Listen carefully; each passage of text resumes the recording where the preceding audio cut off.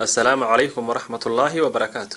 innagoo marar badan isticmaala lowska haddana waxaa dhici karta inaynan ka warqabin qiimaha iyo heerka uu gaadhsiisan yahay waxtarka caafimaad ee lowsku jidhkeenna u leeyahay. midhaha lowska ayaa ah midhaha bini'aadamku cuno kuwooda ugu faa'iidada badan dhinaca caafimaadka.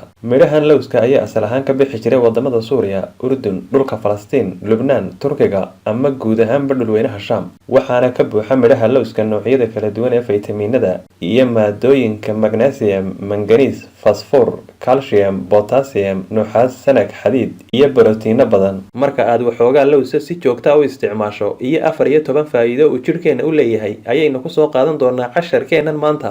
waxaanay kala yihiin kow, marka aad waxoogaa lowsa si joogta u isticmaasho wuxuu ilaa xad u wanaagsan yahay caafimaad qabka maqaarka iyo caafimaad qabka timaha, waxaanu hoos u dhigaa xanuunada ku dhaca maqaarka. laba, wuxuu ilaa xad kor u qaadaa caafimaad qabka dhammaan xididada jidhka oo dhan. saddex, wuxuu hoos u dhigaa daalka, waxaanu kor u qaadaa firfircoonida jidhka. afar, wuxuu ilaa xad yareeyaa fursadaha qofku uu ku qaadi karo xanuunka sonkorowga. shan, wuxuu ilaa xad hoos u dhigaa xanuunka dhiigkarka. lix, wuxuu yareeyaa xanuunka beersubagowga. toddoba, wuxuu wanaajiyaa caafimaad qabka wadnaha, waxaanu yareeyaa halista iyo xanuunada soo wajaha wadnaha. sideed, wuxuu wanaajiyaa caafimaad qabka dheefshiidka, waxaanu hoos u dhigaa calool ololka iyo qaybo ka mid a xanuunka gastriga. sagaal, wuxuu dawo iyo ka hortagba u yahay hargabka iyo qufaca, waxaanu hoos u dhigaa miisaanka badan ee jidhka. toban, wuxuu dawo iyo ka hortagba ka yahay guud ahaan kansarka ku dhaca uurku jirta. koob iyo toban, wuxuu ilaa xad yareeyaa xanuunka dadka waaweyn ku keena ilowshiyaha ee Alzheimer. labiyo toban, wuxuu dawo fiican u yahay xanuunada ku dhaca lafaha, waxaanu ka hortagaa gaabiska iyo burburka ku dhaca lafaha. saddex iyo toban, wuxuu ilaa xad u wanaagsan yahay caafimaad qabka hooyada uurka leh. afar iyo toban, dhinaca carruurta ayuu ka caawiyaa koritaanka jidheed iyo maskaxeedba. waana cantooba yaroo lowsa oo aad si joogta u isticmaasho.